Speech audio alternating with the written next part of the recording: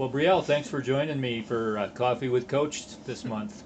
Thanks for having me. Yeah, appreciate you doing it. We've been talking about it. I coached for 25 years here. I spent 8 years coaching volleyball, 25 years coaching women's basketball. But since we moved to NCAA and I've become more of a full-time AD, I really haven't had as much direct interaction with students.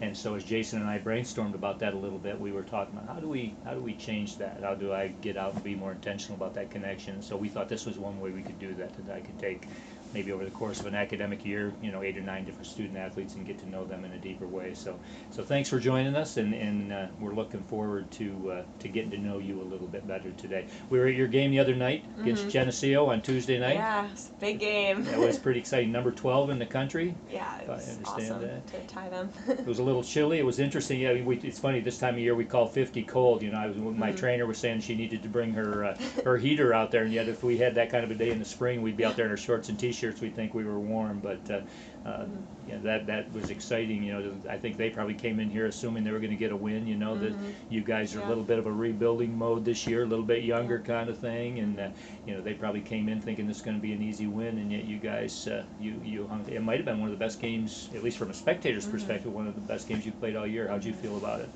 It was definitely a good defensive game.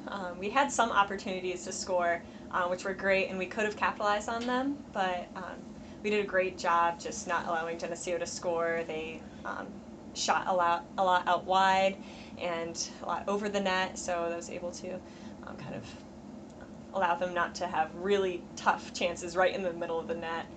So that was good to have. Yeah, it seemed like you guys did a good job of keeping them out of the box, kind of thing. Like you said, everything seemed to be longer. Yeah. Well, help our audience to get to know you a little bit. Tell us, where did you grow up? Tell us a little bit about your family. Yeah. So I grew up in Rochester, specifically Pittsford, and I went to Pittsford Sutherland High School. I was in JV there from 7th and 8th grade, and 9th grade as well. And then I was in varsity from 10th through 12th, and I was captain junior and senior years there. It was great. We weren't the top every year, but somehow we always managed to get into the semifinals. We were really good at shootouts, so that was great, because Section 5 is really competitive for sports, and we were Class A, so it was really awesome to play against such great players, and some of the girls that we played against, they were Division I players now, so it was cool to get that experience a little bit. Were you one of those, soccer since you were little, play soccer and specialize in soccer, or did you play other sports growing up? It was mostly soccer my entire life. My sister definitely inspired me, and she played soccer. Like, she's 6 years older than me, and she played soccer, and she went Division I for 1 year at Vermont, and then she transferred to Geneseo, so it was kind of funny to play Geneseo sometimes. And my dad was my coach throughout, like, Pee-wee soccer, and then as I got older, I went to club and got a little more professional coaches, but it was awesome to play with my dad when I was younger. So you followed a little bit of following Big Sister's steps a little bit, but you ended up coming to Houghton. She went to Vermont, Geneseo kind of thing. You came to Houghton. What factors played into that decision? Well, I didn't know about Houghton until Coach Lewis messaged me after a tournament in Buffalo. He said he saw me play, and he was like, "Oh, I'm very interested with you being on the team." And then I emailed him back saying, I don't know if they have a good math department or anything. I kind of shoved it away, kind of wanted to be nice and saying, I don't really want to go here. But then he emailed me back and mailed me a pamphlet of the math department and set up a time for me to go visit and to go to soccer camp. And I got a personal tour of the campus during soccer camp. And then specifically what made the deal even better to come here is science honors. So that was something huge that definitely factored me to come into Houghton. So that combination of those two things, of the soccer opportunity combined with the honors program, were big things. We're gonna drill down in both of those areas. Going to drill down soccer wise a little bit, drill down in the academic side of things a little bit. What's it been like soccer-wise? What's your experience? You're junior. You've been here, almost. Hopefully we're going to keep going. Things are still alive for playoffs, and hopefully we're going to keep going along. But to this point, what's your soccer experience been like? It's been crazy so far, definitely. Freshman year, we had a very good team. There was such strong seniors. We had Sarah Gabriel and Darlene, and Shauna was a great goalie. So I was just under kind of their wing a little bit freshman year. I didn't get the most playing time, but I played almost every game, maybe like a good amount every game. But then we went to Florida, which was... I was going to ask you, yes. touch on it. You won a national championship that year. What was that like? Oh, it was unbelievable. And it's just crazy that all happened. And we just look back at the video of the PKs and the video of how we scored with such little time left in the game. And it's just so exciting, and I'm sure everyone on the team still gets butterflies when we watch the film of that. And we see pictures of us cheering afterwards, and it's just it's great. Obviously, you talked about some of the heroes of that team, the seniors, the leaders of that team. Obviously, that group sort of graduated over that year and the next year kind of thing, and now you guys are sort of rebuilding things a little bit. And you don't really rebuild in Houghton women's soccer. It's more like reloading, and probably in a sense. But it's been a little bit different this year. As you've sort of tried to figure out who fills what roles and how. What's that been like this year? Well, we came into preseason, and there was so much talent, and a lot of the freshmen brought in a lot of great qualities, and it kind of stepped up the game a little bit for some of the starters last year to compete for spots, because some of the freshmen started over some people in the last year, and so that made it really competitive, which was great, because we kind of needed that. But it's been tough to kind of mesh together with so many new players coming in, but I think as the season progressed, we definitely were able to mesh together a little bit, and specifically winning against Utica was a great conference win. Tell me a little bit about your academic experience. You talked about soccer, about Coach Lewis contacting you. You hadn't heard about Houghton before that, but you immediately pushed back, talked about the math program, and you talked about you used that as a little bit of a shield at first. And then you said the honors program was key in your decision. What's your academic experience been like? I've been so blessed to come here. I've had so many great professors.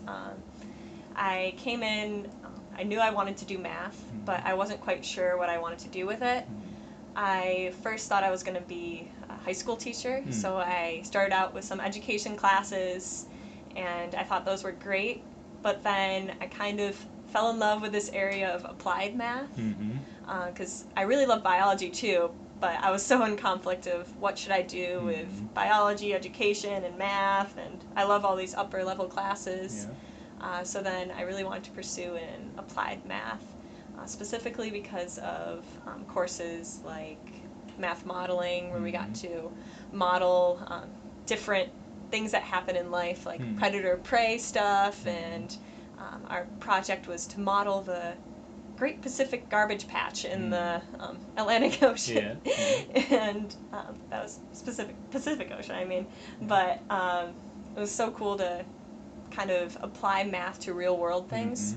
So it became something that I was really interested in, and that kind of fueled from science honors as well, because we did a little bit of math, but not a lot. It's mostly physics and biology and chemistry, because we got to make go-karts. And ours was out of biodiesel, and we used the cooking oil from the cafeteria. And we synthesized that and made it into a go-kart. So that whole experience was so much fun. It was a lot of hard work. But it was great. And you have some aspirations. I know Mr. Muker asked you for a little bit of an explanation of some of the work you did with your summer experience this past year, and you sent us back this email. I mean, I'm just a dumb gym teacher, but you got the sort of the math and the biology and the connection of all. What was that focus? What were you focused on? In a nutshell, with your summer work? So I worked with Dr. Jason Bentz in the math department, and another student, Ben Reber, and we well, our title of our whole project was Optimal Resource Allocation of Sarracenia purpurea in Varying Environments. But basically, Okay. to put that in a little easier words, so there's these plants at Moss Lake, which are, it's like 2 miles away from here. Okay. And they're carnivorous plants. And you can see them when you walk on the boardwalk. Okay. And they're called pitcher plants. So I shouldn't run too close to the edge of the lake when I'm up there? I mean, it won't eat you or anything. But they look like pitchers, and those plants are really interesting because depending on nitrogen levels, it can either be a pitcher to obtain nutrients from rainwater or from insects. Or if there is high nitrogen levels, it doesn't have to be a pitcher because it doesn't need the rainwater or the insects.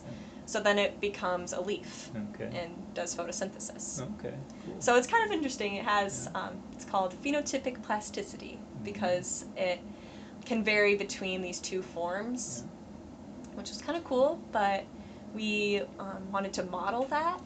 So we wanted to model what form would it be and what nitrogen levels would it be if it has a certain form.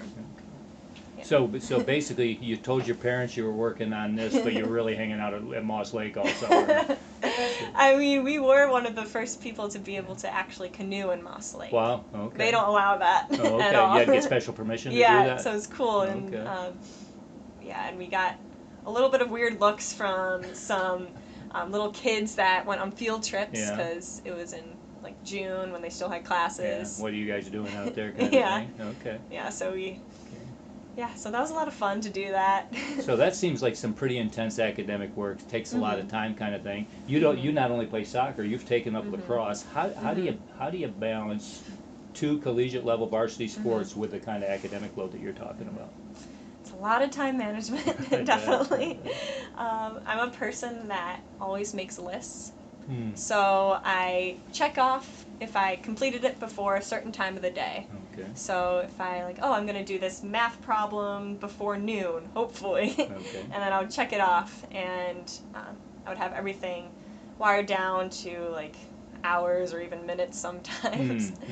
So it can really plan everything, and I spend a lot of time, like even while we're traveling to places doing homework. Right. It's tough, but you kind of get into a rhythm and it all works well. So if you think about what you obviously got one more year here, and we're looking forward to obviously exciting things the rest of this year, but what the Lord has in store for your senior year as well will be exciting academically and athletically. But as you think about career goals, as you think about your future, you said something in one of your emails about you want to get a PhD and do some stuff academically. Share just a few minutes with us about your dreams down the road out there. What's life look like in 5 or 10 years for you?